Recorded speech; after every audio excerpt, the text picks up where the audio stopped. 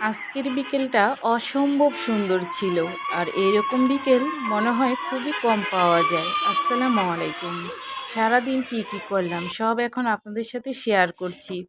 সকালবেলা উঠে মেয়ে স্কুলে যাবে, তার জন্য নাস্তা তৈরি করছি। তার বাবাকে অবশ্য আগেই খাইয়ে দিয়েছি, কারণ সে অনেক সকালে অফিসে চলে যায়। তো সকালবেলা ডিম ভাজা করে নিচ্ছি রুটির সাথে। আর রাতে ভাজি করা ছিল, সেই ভাজি এখন ডিম ভাজার সাথে খেয়ে মেয়ে চলে যাবে। কিন্তু আমার মেয়েটা একদম এভাবে ডিম ভাজা খেতে চায় না, শুধু তাকে পোস্ট করে দিলেই সে ওটা খাবে।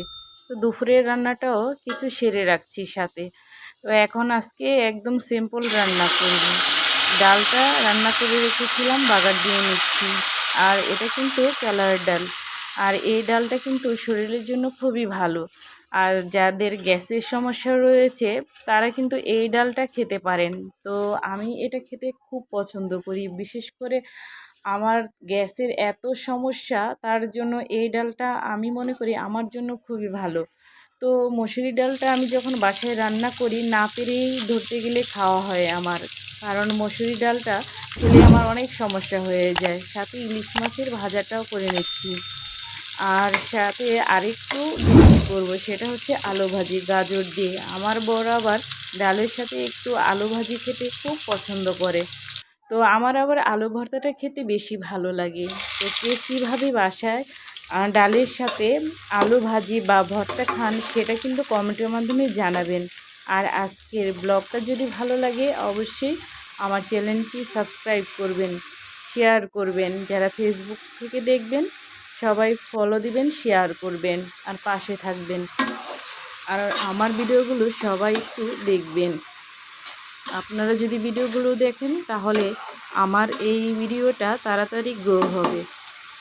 আর যেহেতু আমি রান্না বান্না নিয়ে ব্লগ তৈরি করছি, সবাই আমাকে একটু সাপোর্ট করবেন।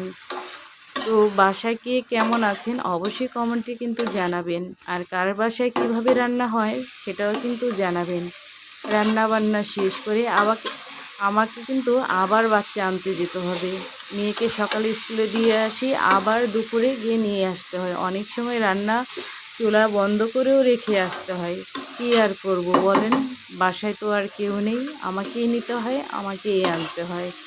আর যাদের বাসায় কেউ থাকে না তাদের আসলে অনেক ঝামেলা হয়ে যায়। যাক, বিকেলে আবার একটু ছাদে যাব। ছাদে চলে আসছি। আর বিকেলে ছাদের এই হাওয়াটা আমার যে এত ভালো লাগে কি আর বলবো। মেয়েকে জোর করে নিয়ে আসি, কারণ এই হাওয়াটা শরীরের জন্য খুবই উপকারী। ঘরে থাকতে থাকতে দেখা যায় একঘেয়েমি চলে আসে। আর একটু বাইরে ঘোরাফেরা করলে শরীরটাও ভালো থাকে, মনটাও ভালো থাকে। যেহেতু আমরা দুইজনই বাসায় থাকি সারাক্ষণ, তো কথা বলার জন্য এমন কাউকে পাইও না। তো ছাদে উঠলে দেখা যায় অনেকে আসে আর কথাও হয়, ভালো লাগে। তো আজকের ব্লগটা যদি ভালো লাগে সবাই কিন্তু সাবস্ক্রাইব করতে ভুলবেন না। সবাই ভালো থাকবেন আর আমার ভিডিওগুলো একটু বেশি বেশি করে দেখবেন। সবার সুস্থতা কামনা করছি। আর একটু বাতাসে হাঁটাচলা করলাম, সন্ধ্যার আজান হলেই নেমে যাব।